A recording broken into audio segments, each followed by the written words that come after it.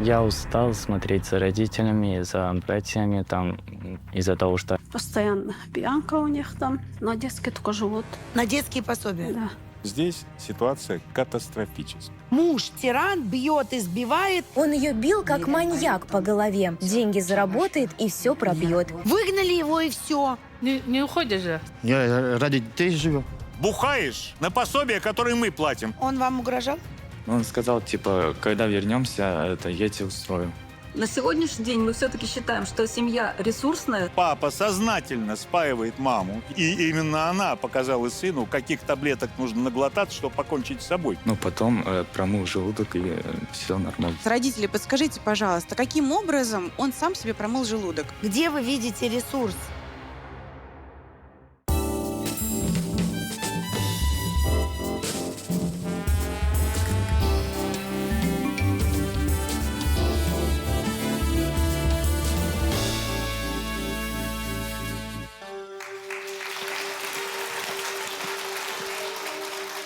Добрый день! Просьбы у детей к родителям бывают разные, и родители по мере возможности их стараются выполнять. Кто-то конфету просит, кто-то новый телефон, кто-то кроссовки, кто-то отдых на море.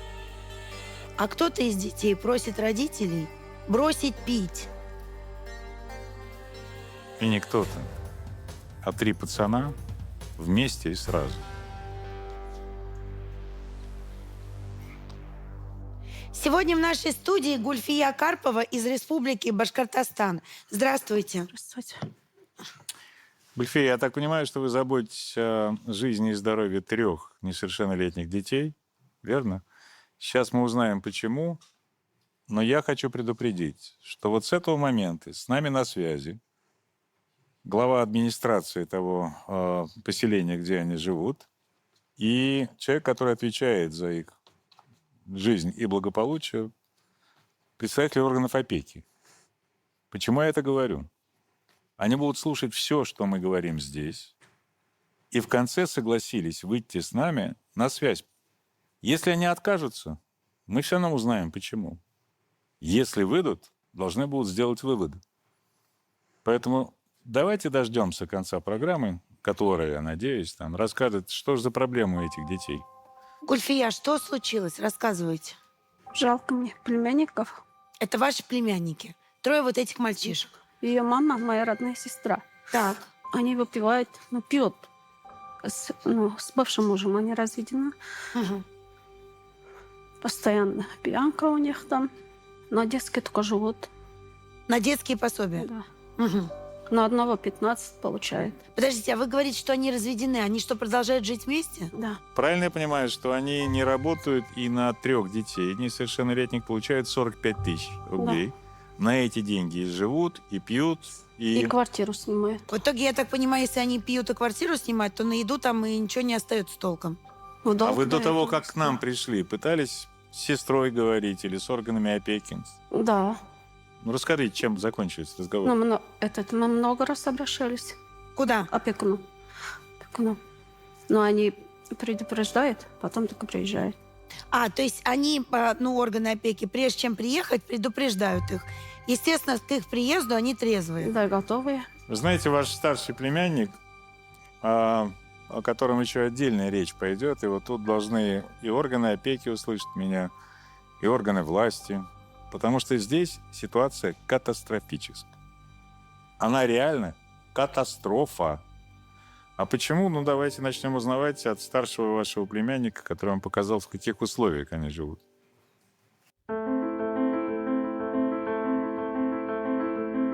В этой съемной квартире мы живем уже 3 года. Живем плохо, родители все время выпивают, ничего не делают, не работают. Тратами слежу один, родителей с утра нету. Просыпаемся, их уже дома не бывает. Я братьям с утра готовлю рис, макароны. Родители готовят ужин, потом приходят их друзья, начинают пить. Что со вчерашнего осталось, то и едим иногда. Я не люблю за людьми доедать, и из-за этого сам готовлю. Здесь находится стиральная машинка, здесь мультиварка, здесь умывалка, моем посуду, здесь холодильник. там пока что ничего нет. Здесь у нас второй холодильник. Здесь у нас морозилка, там иногда мясо, иногда пельмени. Здесь спят родители, там вдвоем. Здесь младший брат спит, в той комнате мы спим с братиком.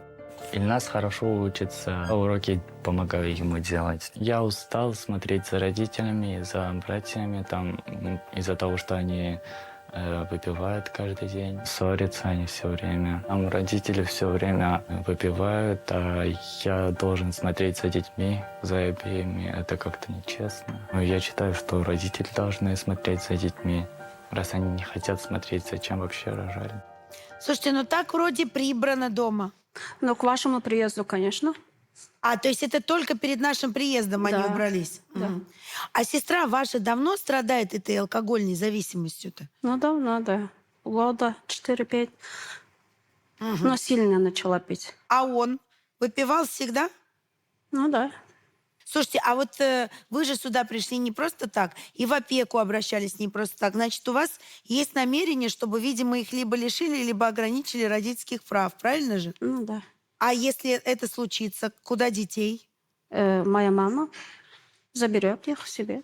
То есть есть куда детей Да, пристроить? Мы, конечно. кстати, с вашей мамой и с мамой вашей сестры пообщались, разумеется. Давайте послушаем.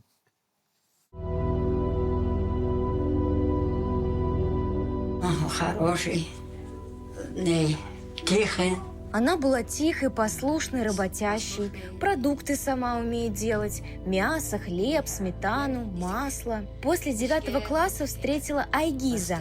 Он ее бил, как маньяк, по голове. Она мне рассказывала. Он не работает, ходит на шабашки 3 дня, деньги заработает и все пропьет. Детские пособия пропивает. Когда дети спали в отдельной комнате, они уединялись в другой. Дочь ему говорила: «Там же дети». Он отвечал: «Пусть учатся». Она никогда не пила, только там, в его семье, у его матери начала употреблять. Как мать она хорошая, готовит и убирает, но ей лечиться надо. Когда я звонила в опеку и говорила, что они пьют, мне сказали: «Почему звоните? Еще раз позвоните, вам штраф придет». Я устала. То есть они выбрали тактику такую, чтобы не вешать себе на голову этих 3 детей, они всякий раз звонят им, предупреждают, что они приедут, те угомонились на день-два, в квартире прибрались, те приехали, претензий нет, так? Хорошо, давайте все-таки вашу сестру позовем сюда и спросим, почему она живет с мужем, с которым рассталась, и почему у нее дети жалуются. Айсылу, идите к нам. Никто вас ни в чем не обвиняет. Айсылу, давайте руку. Давайте руку. Никто вас ни в чем не обвиняет. Ведущие ждут. Не хочет.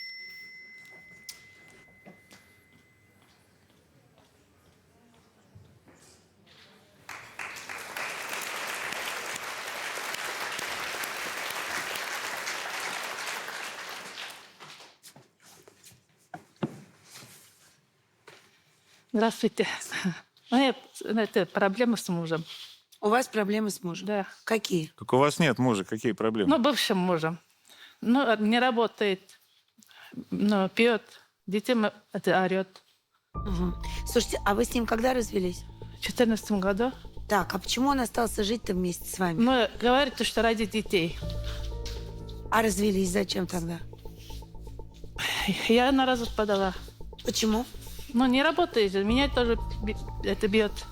То есть он не работал, вас бил, вы не выдержали, подали на развод, развелись, но решили продолжить жить вместе ради детей? Ради того, чтобы он их опять бил? Он меня не оставляет, за мной это преследует. Я сколько раз от него уходила, приехал, забрал, то, что больше не буду, такого не будет, на работу выйду. Не выходит же на работу.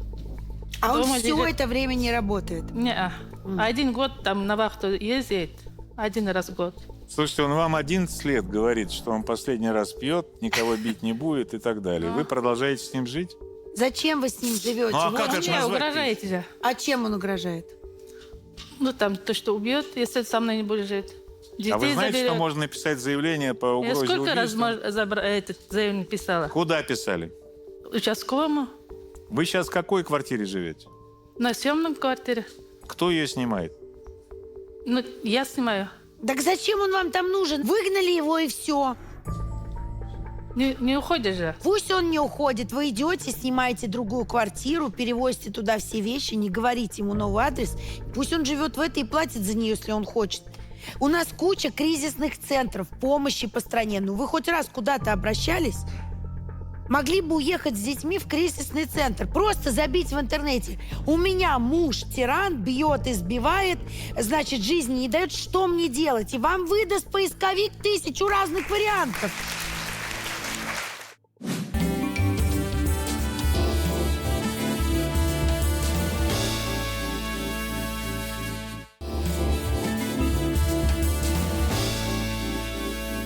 Бухаете вы с ним. Зачем? Но он меня заставляет. Как? Расскажите. Ну, давайте... Когда он сидит, пьет, говорит, айда с нами бухать. Я говорю, нет. Если не будешь, на голову буду выливать. А где он берет алкоголь? Ну, там у нас же деревня самогон же продает. Ну, а он деньги на самогон где берет? Детское пособие, когда получает, иногда спрашивает, иногда в долг берет. Подождите, ну детские пособия же приходят на вашу карту? На мою, ну. Ну, так зачем вы ему даете деньги на самогонку? Он сидит, дай мне это 200 рублей, дай 200 рублей. На нервах играет. А? На нервах играет же каждый день. Ну. Слушайте, вам сестра предлагала помощь?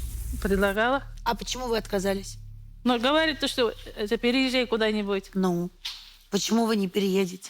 Дети же там учатся. Вот сейчас думаю, Послушайте, вы правда считаете, что учеба для ваших детей в данный конкретный момент именно в этой школе важнее, чем психологическое состояние, в котором они находятся? От того, что ваши дети раз в жизни поменяют школу, они не умрут. От того, что они будут жить в таких условиях, они психологически уже давным-давно мертвые. Что они видят? Кстати, вот что видят ваши дети? Пьющую маму, пьющего папу, неработающих. Папа лупит маму, папа лупит их. Так? Вот это видят ваши дети? Кстати, насчет школы. Мы пообщались с педагогическим составом школы, где ваши дети учатся. Ну, очень какие-то странные мнения. Давайте посмотрим. Ребята очень хорошие, обучаются на хорошие оценки, успеваемость средняя. Ильназ учится в данной школе с 1 класса. Как по характеристике классного руководителя, сложности при овладении программным материалом не испытывает. По неуважительным причинам пропускных учебных занятий нету. Болеет редко.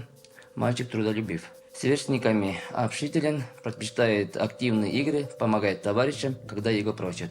Мальчик вежливый, тактичный. Старший у нас обучается в 8 Б классе, учится средний. Он у нас занимается в клубе «Юнармеец», постоянно участвует в мероприятиях, без уважительной причины уроки не пропускает. Родители этих учащихся злоупотребляют спиртными напитками. Обучением, воспитанием занимаются. Есть иногда, когда они пропадают, дети дома одни, и из-за этого тоже тревога бьет наших классных руководителей. И мы тоже неоднократно делали сообщения, дежурную часть. Нет, родители с ним занимаются, отец всегда контролирует его. Он таблицу умножения на совершенство знает. Он хороший математик. У него только по-русскому чуть проблемы, конечно, потому что он на башкирском языке общается. То. А так нет. Родители контролируют. Всегда, если вдруг денежку собираем, надо куда-то съездить, он всегда ездит. У него на это деньги есть. Ну, конечно, домой мы к ним ходили, мы же знаем, видели, как они живут. Дома, конечно, обстановка совсем другая, потому что рядом у родителей такие же, есть друзья. И мы даже в школе ей работу предложили, почему-то она не пришла, техперсонал. Альберт Уралович нам говорит, что у детей, родители... Нет, детей он очень хвалил. Да. Про детей он сказал, что и про оценки, и ребята там и в юнармии занимаются, еще где-то. А родители пьют. Да. Классный руководитель сказал буквально следующее. Отец контролирует его, он таблицу умножения в совершенстве знает, он хороший математик. У него по-русскому не очень, потому что в семье говорят по-башкирски. Как ваш муж, бывший, контролирует учебу вашего сына? В 2 часа ночи поднимает, чтобы тот ему таблицу умножения рассказал? Да, 2 часа ночи. Когда пьяный. Это не контроль, это издевательство. Да. То есть он будет ребенка ночью, говорит, расскажи таблицу умножения? Да. Как вы Мучаете. это терпите все? Но он же унижает, оскорбляет, обижает и отравляет жизнь вашим детям. Ну кто должен заступаться за детей, как не родители? Я ему сказала, что 2 часа ночи ты так делаешь? Утром же в школу, не мешай, говорит мне. Я говорю, как не мешать? Детям надо спать, в школу же. Все равно. А дети на него записаны? Да, То есть он отец детей? да. Понятно. Я хочу этого отца детей увидеть в студии, с вашего позволения. Айгиз, идите к нам. Здравствуйте. Айгиз, Да. объясните мне, пожалуйста, вы с женой расстались 11 лет назад, верно? Ну, в 2014 году. В 2014 году. Ну, Какого черта ей в 11 Сейчас, лет вы 25-й. продолжаете жизнь отравлять? я ради детей живу. Каких детей? 3 детей. Которых вы ночью будете заставлять таблицу умножения рассказать? Вы работаете? Я на стройке работаю. На какой стройке? По шабашкам, по вахтам ездию. Зачем вы врете? Я не вру. Вы врете Нет. сейчас. Когда последний раз вы деньги получали и домой принесли? Я последний раз в Волгограде был. Когда это было? В том году. В ноябре. Ты в себе или нет? Нет. Не в себе, я вижу. После... Сестра, извини, пожалуйста, не сестра твоей жены, бывшей, к нам обратилась. Дети твои. Ты ради детей живешь? Да. Они стонут от того, что ты с ними рядом живешь. Я ради детей живу. Ради детей ты в прошлом году принес зарплатку из Волгограда, а так бухаешь на пособие, которое мы платим. Вы хотите с ним жить? Нет. Вы слышите, что она не хочет с вами? Ну, если не хочешь, не хочешь. Значит, вам надо встать и уйти. Это не ваша квартира. Уйду. А дети все равно останутся. Где материнский капитал? Дом купили. Какой дом?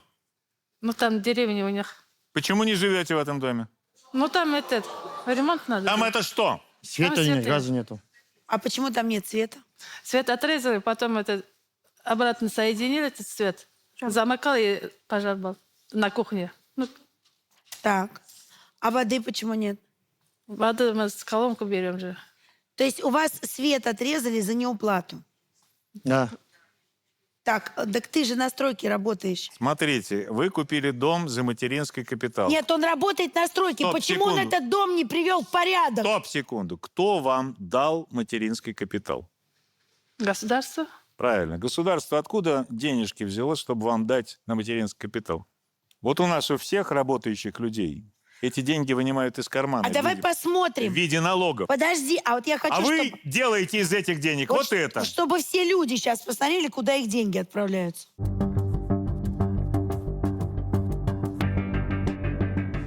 Это наш дом. Под материнский капитал купили в 2010 году. За 350 тысяч. Вот наша баня. Вот здесь 4 бетона горячей воды. Топим. Вот стиральная машинка. Стираемся, купаемся. Все вот так. Все делаем.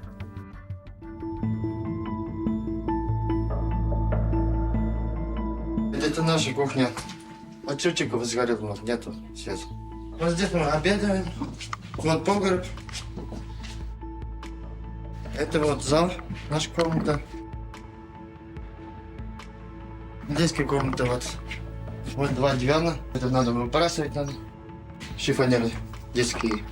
Жена свадебное платье я купил. Это было в 2007 году. У меня была жизнь. С женой, с семьей. Мне устраивает жизнь. Здесь нормальная жизнь. Я хочу здесь жить дальше. И сарай построить, коров взять, скотиной заниматься. Я скучаю по дому. Иногда приходим с женой. Она здесь, а я здесь. Ночуем. А тебе не стыдно, строитель? А? Почему не стыдно? Ты же строитель. Ты что, свой дом не можешь в порядок привести? Ты же ради детей живешь. Что ты сделал ради своих детей? Ключи у него, документы у него. Почему? Я даже прописки не стою там. Нигде прописки не стою. Это дом твоих детей. Ишь ты какой! Чтобы я там что-то сделал, надо, чтобы я там прописку имел. Кто ты после этого? У тебя 3 детей. Да. Все твои. Как сказать? Как есть, так и скажу. Он вообще не признает своих Двое мои, младший нет. А младший чей? Пусть она сама скажет. Чей младший? От другого я этого взяла. Баймакский. В это время в разводе были. Так а вы же в разводе уже были. Да, Вы родили его от другого. да. Ага. А где папаша младшего? Там деревня, другая деревня. Такой же? Нет, Хороший? да. А что вы с ним не живете? У него просто другая семья сейчас. А он вас спаивать начал после того, как понял, что вы не от него родили? Нет. А как? До этого. Зачем вы с ним до сих пор бухаете? Можете объяснить? Он сам признался, последние деньги он принес в прошлом году, когда съездил в Волгоград. Вы на меня посмотрите сейчас. Вы уйдете из этой студии без детей. Если вас сейчас лишат родительских прав, успеют лишить до их совершеннолетия, дети хотя бы от государства квартиру получат. А кто вот это видео снимает? Мне просто интересно. Знаю. Я. Вы снимали это видео? А дети где? Дети. Двое дома были, да? На экраны вышел фильм «Август». Это история, которая рассказывает о товариществе, верности и внутренней силе, настоящей внутренней силе. Фильм, который должен посмотреть каждый. Это напоминание о прошлом, которое нельзя забывать. Уже в кинотеатрах. Мы старшего выслушали, давайте младшего послушаем. У многих слезы потекут. Как тебе живется с родителями? Плохо, они пьют и вот сюда друзей приводят. А тебе родители уроки помогают делать? А мама с папой? Они там телевизор смотрят. А что тебе нравится в родителях? И ничего. Маму люблю. Папу не очень. Потому что лично птичка. Какая у тебя мечта? Ну, чтобы родители любили. Ну, папа много не пьет, а мама много пьет. Когда папа уезжает на вахту, мама пьет с ним. Папу не люблю, мама сильно пьет. Я же не пью вообще. Ну, иногда бывает в гостях одна. Это ваш сын только что сказал. Абсолютно у нас нет никакого желания не сочувствовать вам, не вытаскивать вас из того болота, в которое вы себя загнали. Но у вас 3 пацана, мало-мало меньше, не достигшие совершеннолетия. К нам на программу, чтобы вы понимали, не ваша сестра обратилась, а ваш старший сын. И вот мы сейчас, ему 16 лет уже, у нас есть психолог в студии. Вы можете остановить запись в любую секунду. Айнас, идите к нам. Я так больше не могу жить. А вы вот сюда садитесь ко мне, хорошо? Здравствуйте. Я так больше не могу жить. Вы моя последняя надежда. Прошу помочь. Чем мы можем тебе помочь? Как ты думаешь? Я хочу, чтобы они перестали пить, начали воспитывать своих детей, а не перекладывать на нас. Ну, чтобы сами типа росли. Я так понимаю, что ты как старший отвечаешь за всю семью, да? Да. Угу. А как ты считаешь, это возможно, чтобы они вылечились и бросили пить? Ну, только честно. Да. Но вот они же не признают, мама твоя говорит, я не пью. Пьют много очень. Они оба пьют. Ты сам-то обращался в органы опеки или нет? Да, обращался. И что?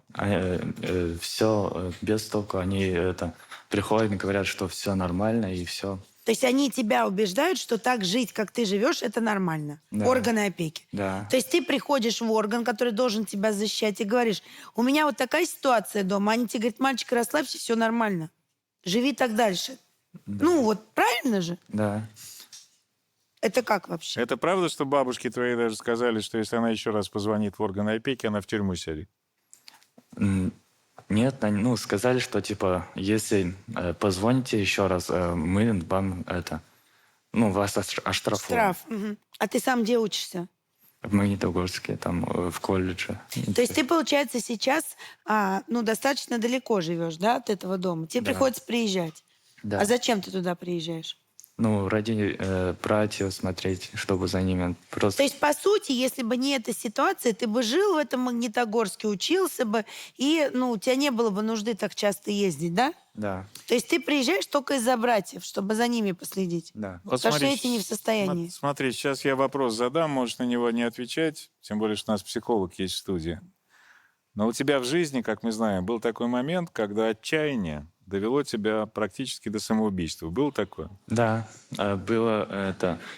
Что Вижу, случилось? ну, когда звоню братьям, спрашиваю, как там родители, они отвечают честно, типа, они там лежат, спят. Пьяные. Да, там пьяные. Иногда посещают такие мысли, типа, жизнь покончит с собой, типа. Весной этого года там я взял и выпил таблетки. Ну, потом промыл желудок, и все нормально забралось. А правда, что ты сообщил в колледж об этом, а колледж по факту твоей попытки самоубийства обратился в органы опеки? Да, правда. И тишина? Тишина. Ничего не было, ничего не сделали. Ну вот как это? Кто-то может мне объяснить? Куда Так пойти я жду конца ребенку? передачи, когда я увижу, надеюсь, лица этих людей. А еще их увидит прокуратура. Потому что там от полного служебного несоответствия до преступной халатности. Вот такой маленький шажок.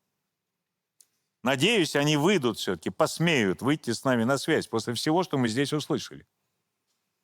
Молодец, что ты так сказал. Мы поговорили в колледже о тебе. Если ты не против, давай посмотрим. Давайте.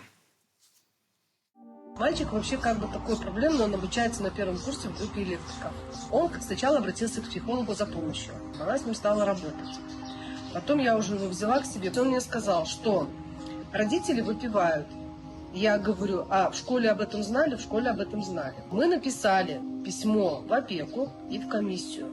Нам пришел ответ о том, что семья на контроле. Потом мы, в общем, уже конкретно, когда стали с ним работать, он на занятия не ходил. Такой лодырь мальчишка. Он очень любит на себя внимание перетянуть. Ему охота, чтобы вот все вокруг него были. Видимо, дома этого внимания не хватает. Воспитатели что стали делать? Они его стали утром прям будить, вытаскивать, как говорится, из комнаты и отправлять на занятия. Я сколько раз на автотранспортном была, если он меня видит, он мне даже вот так вот машет, что я здесь. Я говорю, хорошо, я тебя вижу. Родители пьют. Ну, я поняла так, что они не совсем, вот прям уж совсем запойные. Потому что он обут, одет, то есть он не голодранец, он ездит домой, на все каникулы, на все выходные он туда ездит. Значит, деньги-то все равно есть. Дарья, вы с Айназом общались перед программой. Поделитесь, пожалуйста. В общем, у ребенка сейчас манифест. И получается то, что он один против всех. Против системы, против своих родителей, против людей и взрослых, которые не понимают, что пора действовать. И один ребенок понимает, что нужно действовать. И, на мой взгляд, очень важно сказать сейчас папе, что ваш ребенок не чувствует рядом с вами свою безопасность. А я бы сказала даже наоборот. Он чувствует от вас тревогу, он чувствует от вас, прям в прямом смысле опасность. И хотелось бы вам сказать, что если вдруг с ребенком что-то после этого случится, имейте в виду, что за ним, в прямом смысле вся страна, включая меня, Юлю, Александра и всех, кто здесь находится. Он вам угрожал? Он сказал, типа, когда вернемся, я тебе устрою. И не только он это сказал, не только отец это сказал, это тоже важно. Близкие люди. Вот, на мой взгляд, смотрите, этот взгляд уже человек, который 11 лет в этой студии сидит. Здесь нет ни отца, ни матери. Абсолютно вот верно. Почему они до сих пор находятся в таком статусе? Если наш эксперимент удался, мы сейчас спросим у главы сельского поселения, где они живут, и начальника отдела опеки, который работает с этой семьей. Здравствуйте. Здравствуйте. Вы смотрели все по моему настоянию. От начала и до конца. Скажите мне, пожалуйста, как будет решаться эта ситуация в данном случае? Семью мы знаем, я лично знаю с 2017 года, как работаю главой сельского поселения. И у них основная проблема, как сказал, это проблема с алкоголем. А как ее решать? Без ихнего добровольного согласия никак принудительно сейчас лечить невозможно. Так, мы согласны, хорошо. А как решать проблему, что дети живут в семье алкоголиков и страдают в этой семье? Я являюсь начальником отдела опеки и попечительства. Данная семья состоит на учете в комиссии по делам несовершеннолетних и защите их прав. Это у нас коллегиальный орган. В отношении данной семьи имеется индивидуальная программа. Исполнителем программы является у нас служба семьи. Я задаю конкретный вопрос.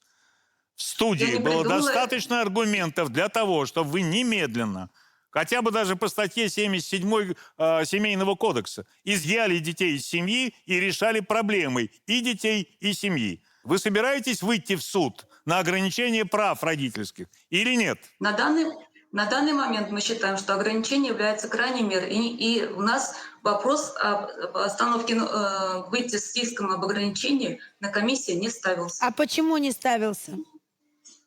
На сегодняшний день мы все-таки считаем, что семья ресурсная, с этой семьей еще необходимо продолжить работу, и на ограничение мы пока выходить вопрос такой Исходя не стоял. из чего вы сделали такой вывод? Исходя из чего, что она ресурсная? В связи с тем, что родители, дети у нас посещают учебные заведения, пропусков занятий не имеется, семья идет на контакт. Мама с мамой беседы проводит, с отцом беседы проводит. Скажите мне, пожалуйста, родители всегда дорогая идут моя, на контакт. дорогая На все моя, мероприятия, секунду, которые стоп. проводятся, они приходят. Стоп, Эльвира, папа сознательно спаивает маму и иногда даже вызывает органы опеки, чтобы они застали ее в пьяном виде. Мама от этого дико страдает, и именно она показала сыну, каких таблеток нужно наглотаться, чтобы покончить с собой. И вы считаете эту семью благополучной?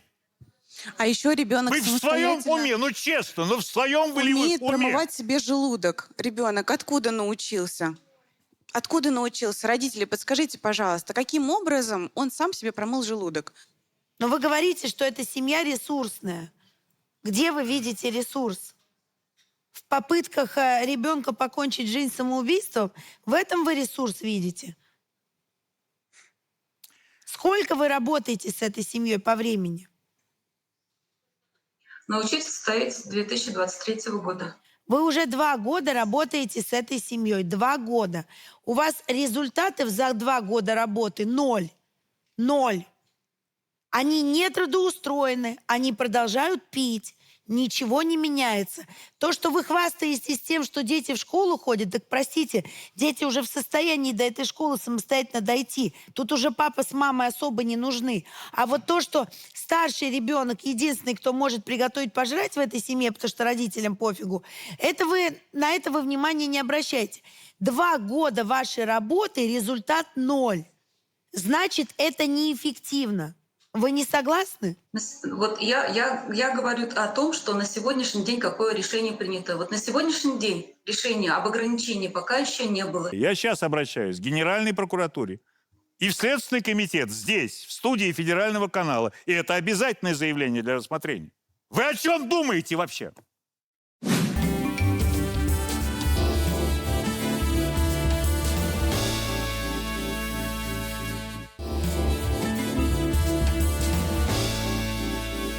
Если родители контактные, в реп-центр детишек определить там на полгода и так далее, ну вот эту помощь оказать, вы им предлагали, вы работали в этом направлении? Семья посещает все мероприятия, которые им предлагаются.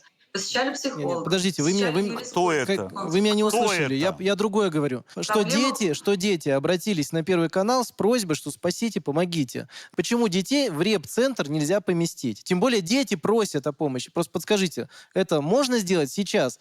Устроить временно в реабилитационный центр приют, возможность такая имеется. Айгиз, да, хотел к вам обратиться как руководитель реабилитационного центра. Мы находимся недалеко от вас, в Челябинске. Вкратце расскажу. У нас все пациенты приезжают на программу «Запуск». Она проходит 28 дней. И с вами будут работать наркологи и индивидуальный психолог. А программа направлена больше на то, чтобы у вас появилось желание изменить образ жизни. Я предлагаю вам лечение качественное, бесплатное, комфортное и довольно быстрое.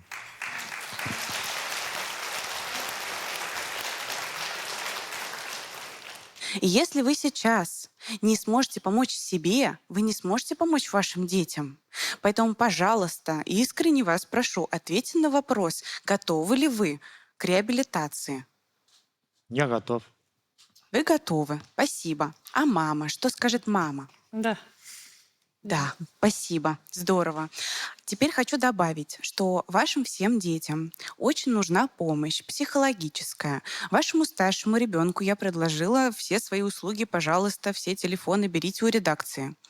Вашим младшим детям тоже нужна помощь для того, чтобы скорректировать то, что они видели, что они слышали и так далее. Никто ничего плохого, кстати, про вас, как про родителей, ничего суперплохого не говорили. Я это узнала с помощью техник. Имейте в виду, папа. Я с вашим сыном сегодня обменяюсь телефонами. Не дай бог одно сообщение придет, реакцию получите сразу.